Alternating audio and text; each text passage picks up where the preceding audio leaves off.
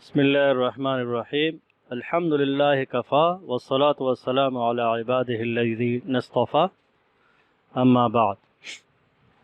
ये रमज़ान की यहाँ 27वीं शब है, तो इसी मुनासबत से कुछ गुज़ारिशात अर्ज़ करना चाह रहा हूँ लैलतुल क़द्र और शब क़द्र के हवाले से। तो लैलतुल क़द्र, लैला तो शब को कहते हैं, रात को कहते हैं। क़द्र तो क़द्र के कई मानी हैं, चुनांचे बाज़ ने इसकी आज़मत और शराफत के माने की कि सुम्मियत बिज़ालिका लिआज़मिहा व क़द्रिहा व शरफ़िहा। शराफत, शरफ़, क़द्र और आज़मत की वजह से इसको लैलतुल क़द्र कहा जाता है। और दूसरी वजह बाज़ ने तक़दीर व हुक्म के माने में किया है, क्योंकि तमाम जो नविश्ते तक़दीर होते हैं वह इस रात साल भर के लिए फ़रिश्तों के हवाले होते हैं, इसलिए इसको शब क़द्र कहते हैं। और तीसरा माना तंग करना, कुरान में ये लफ्ज़ इस्तेमाल हुआ है वमन क़ुदिरा अलैहि रिज़्क़ुहु। तो चूँकि फ़रिश्तों का नुज़ूल होता है शब क़द्र के अंदर और दुनिया तंग हो जाती है ज़मीन, तो इसलिए इसको शब क़द्र कहते हैं। या इसके तायीन का इल्म कि शब क़द्र कब है, ये लोगों पे इसका इल्म तंग हो गया है, तो इसी बिना पे कहते हैं कि ये क़द्र वाली रात है, इसलिए कि इसके अंदर एक किताब जो क़द्र वाली वह नाजिल हुई है ऐसी ज़बान पे कि वो ज़बान भी क़द्र वाली, और ऐसे उम्मत पे कि वो उम्मत भी क़द्र वाली। उम्मती मुहम्मदी अला साहिबहा अस्सलातु वस्सलाम। तो इसी बिना पे इमाम राज़ी फरमाते कि 3 मरतबा इस सूरत के अंदर लफ्ज़ क़द्र को इस्तेमाल किया है कि यहाँ 3 क़द्रों की तरफ देखा जाता है। किताब भी साहिब क़द्र, ज़ू क़द्र, ज़बान भी ज़ू क़द्र और उम्मत भी ज़ू क़द्र। या इस वजह से कि जो क़द्र वाला नहीं होता इस रात को इह्या कर ले, इसको इसमें इबादत कर ले, तो वो क़द्र वाला हो जाता है। जो इस लायक नहीं था, किसी भी लायक नहीं था, वो भी लायक बन जाता है। ये तो पहली बेस है। दूसरी बेस ये कि इस उम्मत को ये रात क्यों अता की गई, तो इसका जवाब मुअत्ता इमाम मालिक में वो आपको मिल जाएगा, किताबुस सियाम बाब मा जा फ़ी लैलतिल क़द्र, वहाँ मिल जाएगा कि जब रसूलुल्लाह सल्लल्लाहु अलैहि वसल्लम को साबिक़ा उम्मतों के उम्रों के बारे में आगाह किया गया और पैगम्बर अलैहिस्सलातु वस्सलाम ने इनके मुकाबले में अपनी उम्मत के उम्र को देखा तो वो बहुत कम था, तो ये ख्याल फरमाया कि मेरी जो उम्मत है अपनी इस कम उम्र में साबिक़ा उम्मतों के साथ अमल में तो तकाबुल में नहीं कर सकते। चुनांचे आप सल्लल्लाहु अलैहि वसल्लम को लैलतुल क़द्र अता किया गया, जो कि 1000 महीनों से बेहतर है। और तीसरी बेस ये कि शब क़द्र की फ़जीलत, तो शब क़द्र के फ़जीलत के बारे में तो कुरान पाक के अंदर नस्स क़त्ई है कि लैलतुल क़द्र खैरुम मिन अल्फ़ शहर, 1000 महीनों से ये बेहतर है। और दूसरी रिवायत वो बुखारी शरीफ के अंदर है वो पढ़ लेते हैं कि इमाम बुखारी किताब फ़ज़्ल लैलतुल क़द्र बाब फ़ज़्ल लैलतुल क़द्र कायम करते हैं और अपने सनी के मुताबिक कुरान पाक की आयत से शुरू करते हैं कि इन्ना अंज़लनाहु फ़ी लैलतिल क़द्र व मा अदराका मा लैलतुल क़द्र। हमने इस कुरान पाक को लैलतुल क़द्र में नाज़िल किया और आपको क्या इल्म कि लैलतुल क़द्र क्या चीज़ है। फिर यहाँ पे इब्न उयैना, सुफ़यान इब्न उयैना रहमहुल्लाह के हवाले से इमाम बुखारी एक तफसीरी नुक्ता बयान करते हैं और फरमाते हैं कि मा कान फ़िल कुरान व मा अदराका फ़क़द अअलमहु। जब व मा अदराका माजी का सीगा आता है तो इसका मतलब ये होता है कि ये इल्म पैगम्बर अलैहिस्सलाम को अता किया गया है, दिया गया है। वमा युद्रिका, और जहाँ पे वमा क़ाल वमा युद्रिका कहा है तो फ़इन्नहु लम युअलिम, उसका इल्म अल्लाह ताला ने नहीं दिया। जब वमा युद्रिका के लफ़्ज़ के साथ ताबीर किया है फ़ेल मुज़ारे के साथ, तो इसका इल्म पैगम्बर अलैहिस्सलाम को अता नहीं किया गया। चुनांचे ये सीगा कुरान पाक के अंदर 3 मरतबा इस्तेमाल हुआ है। मसलन सूरत अहज़ाब के अंदर वमा युद्रिका लअल्ल अस्साअत तकूनु क़रीबा, کہ آپ کو کیا خبر ہو سکتا ہے قیامت قریب ہو، سورۃ احزاب میں، سورۃ شورى میں بھی اس کی تعبیر ہے کہ وما یدریک لعل الساعة قریب، اس کا بھی یہی مطلب ہے۔ سورۃ عبس کے اندر ہے کہ وما یدریک لعلہ یزکیٰ، اور آپ کو کیا علم شاید کہ وہ نابینا سنور جاتا۔ تو بہرحال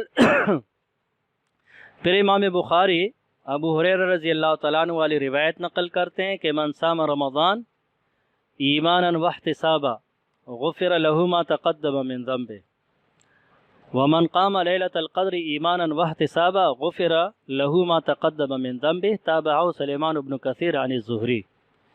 یہ بیان کیا ہے کہ قیام رمضان کے لیے بھی جو لفظ ہے صوم رمضان کے لیے، وہی تعبیر قیام لیلۃ القدر کے لیے بھی ہے۔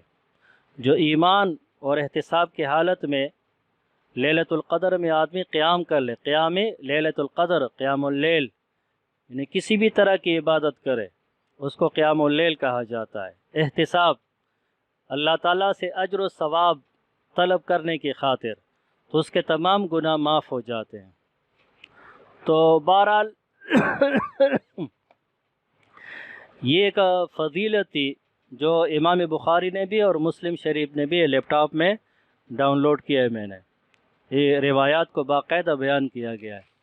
تو یہ تیسری بحث، اور چوتھی بحث یہ ہے کہ شب قدر کو پوشیدہ کیوں رکھا گیا۔ تو اس کی ایک وجہ یہ ہے کہ جو اہم بات ہوتی ہے تو اس کو پوشیدہ رکھا جاتا ہے، اسم اعظم ہے، اس پہ بحث کریں گے انشاءاللہ۔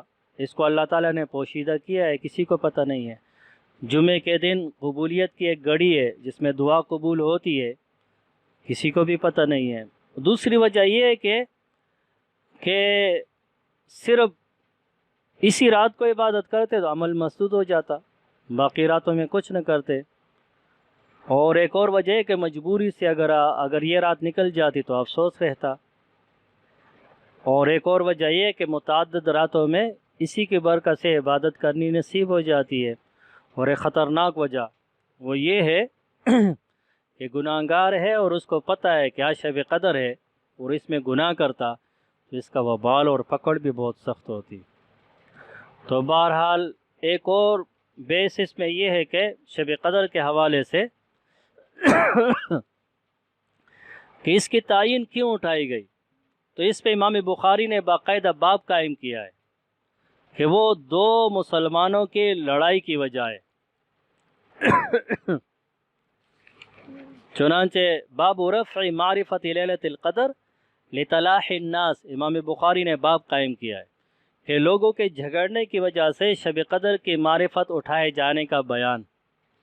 پھر اپنی سند کے ساتھ امام بخاری حدیث نقل کرتے ہیں عبادہ ابن صامت رضی اللہ عنہ کے حوالے سے کہ قال خرج النبی صلی اللہ علیہ وسلم لیخبرنا بلیلۃ القدر فتلاح رجلان من المسلمین۔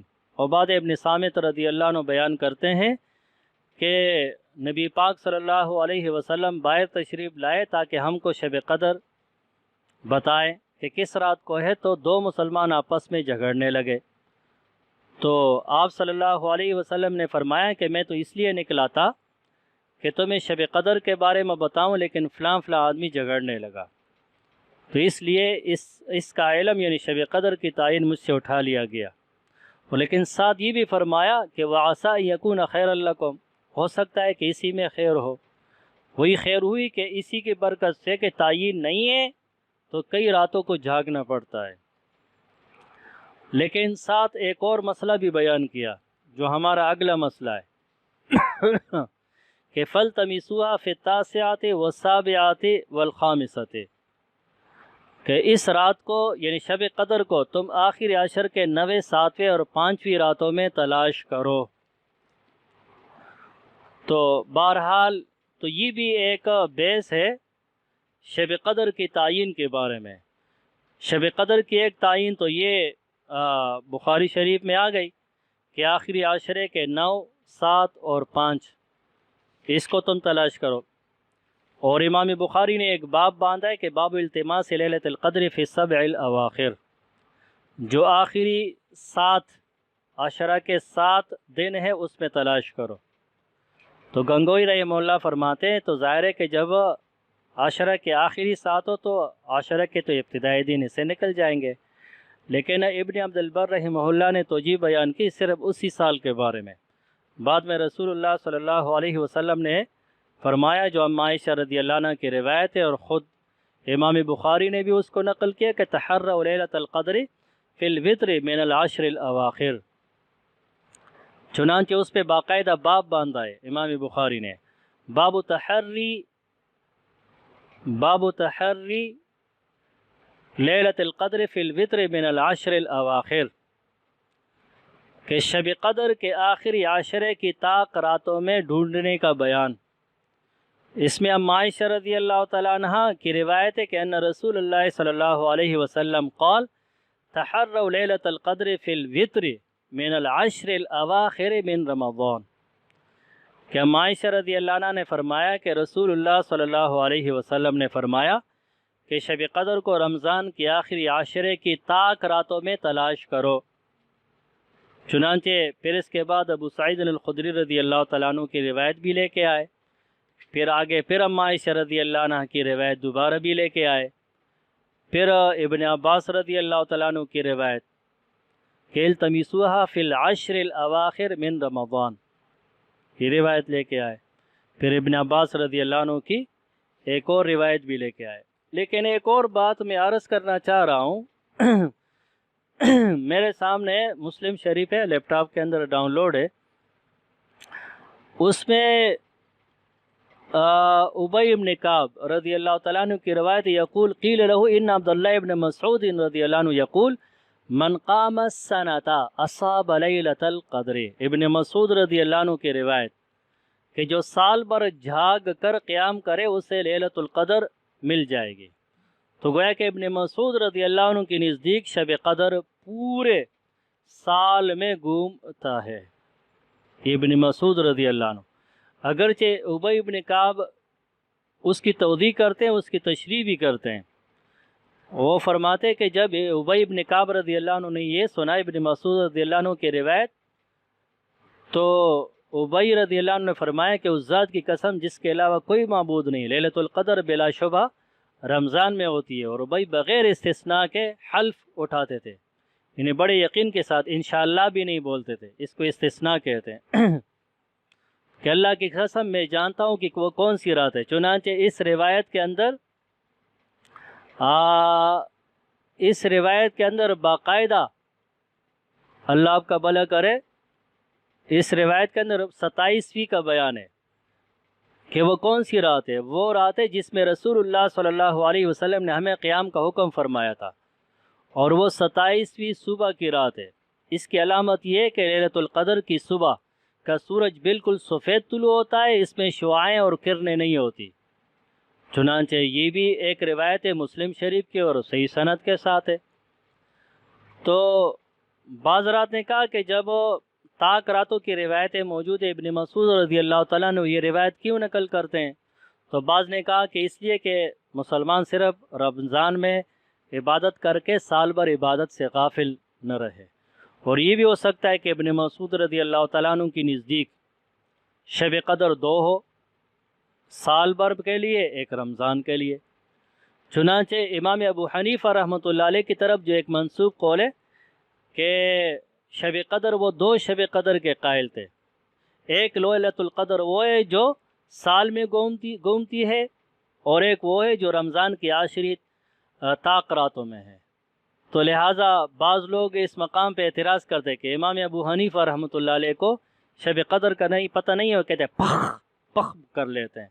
ہم کہتے تمہیں حدیث پہ اتنا عبور نہیں ہے، آپ مسلم شریف کی حدیث کو تو غلط ثابت کر کے دکھاؤ، اور یہ ثابت کر کے دکھاؤ کہ ابن مسعود رضی اللہ تعالیٰ عنہ غلط بول رہے تھے، وہ بھی باقاعدہ روایت نقل کر رہے ہیں۔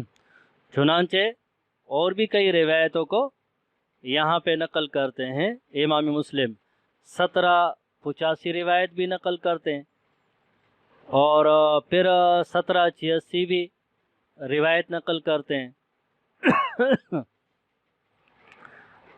تو بہرحال تو یہ بھی اس روایت جو مسلم شریف کے اندر ہے، 2 باتیں سمجھ میں آ گئی۔ ایک ہے کہ 27ویں شب بھی ہے، اور ابن مسعود رضی اللہ عنہ کے قول کے مطابق جو انہوں نے روایت نقل کی ہے اور قول نقل کی ہے وہ سال بھر بھی ہو سکتا ہے۔